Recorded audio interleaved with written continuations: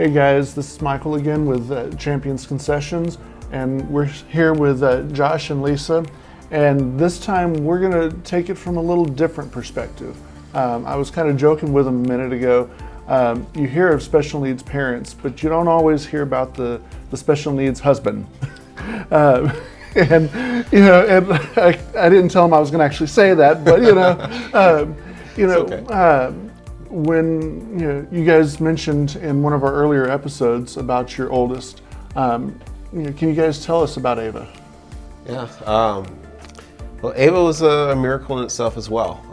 When Lisa and I first started out, as far as in our marriage, due to a lot of her pre-existing medical things that she was going through, prior to, we were given told like, it's going to be very, very rare, hope and a prayer kind of thing that you're going to have, a child of your own. Yeah. And so we're like, okay, well, if God's willing for us to have a child, then we'll have a child and everything. But, kind of leading to some of the things we talked in our previous episode, that's when we started looking at adoption as an option. Right. Looking at what are our other alternatives that we have in order to have a child. It didn't have to be our own. We just wanted to have a child in order to raise. So we were blessed with Ava. She was a little early. After many complications. Yeah, lots of complications. And I will never live that part down because I was actually in the midst of my master's degree. I tried like once a week. It was horrible. I was on bed rest at the hospital. It was horrible. But God has truly blessed us and everything with an amazing girl, a little girl, and she's bright as a whip. She really is bright as a whip. But I do want to just fast forward though, because in a sense, through all that, we're taught through Grace and Lynn and everything else. More recently, we've had to kind of have a new set of challenges kind of come our way. If we didn't have enough, right? Yeah. And so, Lisa just had gotten diagnosed in early 2019, with a rare type of disorder that explained pretty much everything she had gone through the majority of her life. On-site early, as far as her eye conditions and everything, and hearing loss and osteoporosis, just name the list of stuff that she's been enduring, and we finally had an answer. I went to a specialist, and he basically, it's long story short, I went to one doctor, he sent me to another doctor, he sent me to another doctor, all of these doctors in the same clinic. I think I saw 5 doctors. I did genetic testing for a certain type of diabetes, it wasn't that. Then this doctor said, well, we're gonna quit this whole thing, we're just gonna treat it, we're gonna find a management system that works for you. Because that's been my biggest struggle is my diabetes, and he went on vacation out of country and sent me to another specialist within the office that does genetic diabetic specialty. So, sorry, children, mine.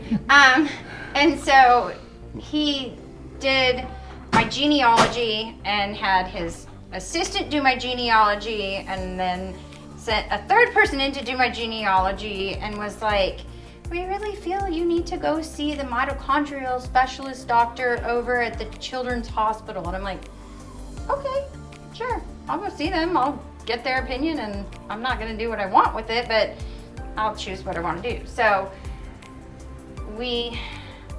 I went over there, I visited him. He tells me that by looking at my genealogy after he ran my genealogy, that he really feels like I have a form of mitochondrial. We just have to figure out which strand.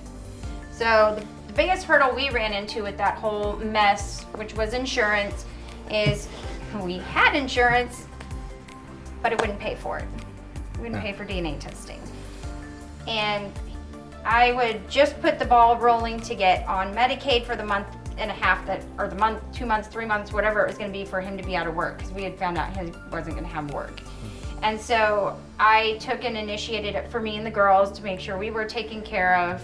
And I walked in there, and he said, well, then we're going to have to wait and see if you ever change insurance. We can't do it because it's like, what, 10 grand to do this test. Yeah. And I was like, I'm not paying it again. I'm not doing it. I'm not paying out a bunch of money for something that I don't know.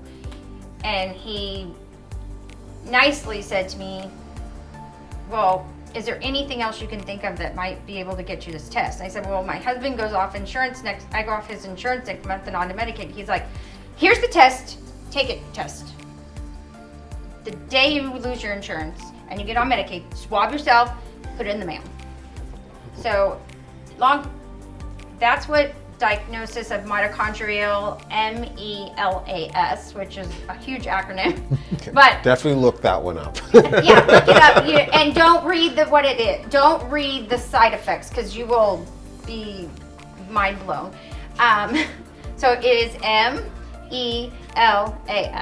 Okay, So by spelling it out, you've just told everyone out there that's curious to go look it up. yes, and I because- think they should go look it up. Yeah. It is very, very intriguing. Our 13-year-old has it. I have it. I'm 50% affected. She is 60% affected. So the bigger the effect number, the worse the condition will be. Personally, since we got here in 2000, I have had the S, which is stroke-like symptoms and seizure. I currently have that. I currently am struggling with that. The lactose is the L, and that is my diabetes. There is several other things, like it can affect your heart, it can affect your liver and kidneys, it can affect your brain function, it can basically take your whole function. It affects everything at some point. So coming from the aspect of the mom, I was already dealing with all this other stuff. Now I'm dealing with this. So it has been a little on my back burner, to be honest. I've kind of postponed a lot of tests that I probably should have taken early on, finding out. But now my aspect is Graceland and it's Ava. So with Ava, she's dealing with her own stuff due to that diagnosis, which I know carries a heavy burden on him. A huge heavy burden. It's not just mom now, or it's not just dad now. It's husband. It was husband before when we got married. He married into a relationship knowing That there were a lot of struggles. right. So we from day one had to take God into perspective, because if we didn't, we knew from day one we wouldn't make it. Yeah. So basically, you're a glutton for punishment. Yes. Yes. I'm very, very strong and resilient now. Yeah. Well, and that's the thing. People are like, oh, you have to be strong, to go in. No. No. You're not strong going in. You're strong coming out. Yeah. And I'll just tell you this, at least for me, is that, I try to emulate strength, but through all this, through everything, I've actually had to succumb to humility. I was like, oh, I can do it all. I can be it all. I'm here, I'm there, I'm here. But I had to literally throw my hands up and say, I can't do this. I can't do this by myself. Yeah. I need to turn this over. Yeah. And I need to communicate. And that's been my hardest challenge even now and kind of going forward, is trying to reach out to have that relatedness with other men and other people of, hey, we need that connection. And that's not just for me, but even for her, even more so. I get to go out every now and then and kind of mingle with other people, but she's stuck at home with the kids, trying to endure as much as she can. And recently, with all that's been going on with this pandemic, sadly to me, and people can take it however they choose, but I feel it's a blessing and a curse. It's a blessing because it's changed the overall just mindset of individuals on what they can and can't do without having to be in a physical location.